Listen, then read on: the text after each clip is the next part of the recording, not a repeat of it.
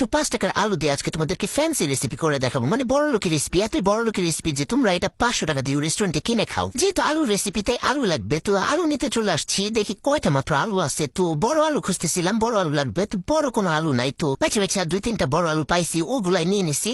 এরপর আলুগুলা খোসা ছাড়া নিছে, আর আলুটা এবং চকচক করতেছিল, তো ভালোভাবে এটার কসলায় কসলায় ধুয়ে নিছি। এখন দেখাবো এই মেশিনের কেরামতি। তো এই মেশিনের গায়ে আলুটারে গাইডটা দিয়া, মেশিনের ঢাকনা দিয়া চাপ দিয়া, এই যে দেখো আলু একদম সমান ভাবে কাটটা বাইর করছি। এটা তো হাত দিয়ে জীবনও হইতো না, জীবনও না, এবড়ো থেবড়ো হইতো হাত দিয়া, বাঁকা তারা হইতো। তো এই মেশিনটা অনেক কাজের, এই ফ্রেঞ্চ ফ্রাই করার ক্ষেত্রে অনেক কাজে লাগে। এখন আবার একটু ধুয়ে নিতেছি, তারপর এমন একটা কাপড়ের উপর এটারে বিছাই দিয়ে ভালোভাবে আলুগুলার মুছে নিব, যেন কোনো পানি না থাকে।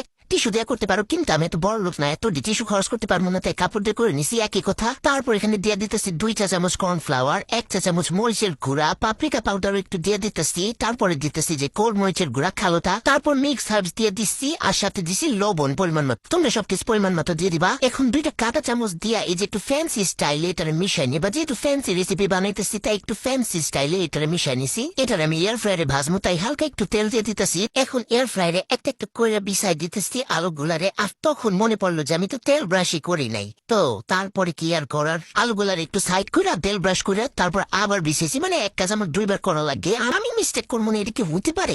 হইতে পারে না, কখনই হইতে পারে। তো এই তো 15 মিনিটের জন্য এটাকে এয়ার ফ্রায়ারে দিয়ে দিতেছি। আর এই যে 15 মিনিট পর একদম হয়ে গেছে, বাইর করে নিলাম। এখন এই ফ্রেঞ্চ ফ্রাইটাকে একটু রান্না করতে হবে, তার জন্য আমি একটা প্যানে বাটার দিয়ে দিলাম, একটু বাটার আর একটু দিচ্ছি, আরো একটু দিচ্ছি। তো এই যে এখন বাটারটা গলায় নিতেছি। এখন এই যে একটু রসুন কুচি দিয়ে দিলাম, দিয়ে এখন একটু গোটা গোটা নিয়ে রসুনটাকে ভালোভাবে একটু ভেজে নিব। তো এই যে মন মতো ভাজা হয়ে গেলে এখানে দিয়ে দিব টমেটো সস, অনেকগুলা টমেটো সস দিয়ে দিতে হবে। তারপর এখানে দিয়ে দিচ্ছি সয়া সস দিয়ে এই যে পুড়ে যাইতেছিল, তারপরে ঘুটায় নারকেল দিয়ে এখানে দিয়ে দিলাম সুইট চিলি সস।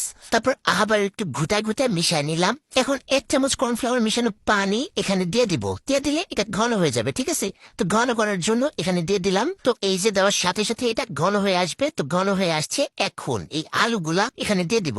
ভাজা আলুগুলো এখানে দিয়ে আবার একটু ঘুটায় মিশাই নিলেই কিন্তু রেডি হয়ে যাবে। এই যে নামাই নিয়ে একটা বাটিতে ঢাইলে নিতেছি। এখন যেহেতু ফ্যান্সি রেসিপি বানাইছি, তাই একটু ডেকোরেশন করতে হবে। তো তার জন্য আমি উপর থেকে একটু চিলি ফ্লেক্স ছিটাই দিছি, সাথে আরো ছিটাই দিছি সেসামি সিড বা সাদা তিল। এটা দিলে অনেক সুন্দর লাগে দেখতে, খাইতে অনেক মজা লাগে। এই তো আমার fancy gravy French fried ready.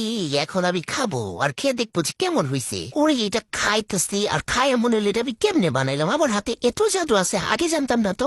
এখন আর কথা কর সময় নেই, এখন আমি খামো। আর শুনো, যাওয়ার আগে তোমরা লাইক কমেন্ট শেয়ার দিয়ে যেও। টাটা।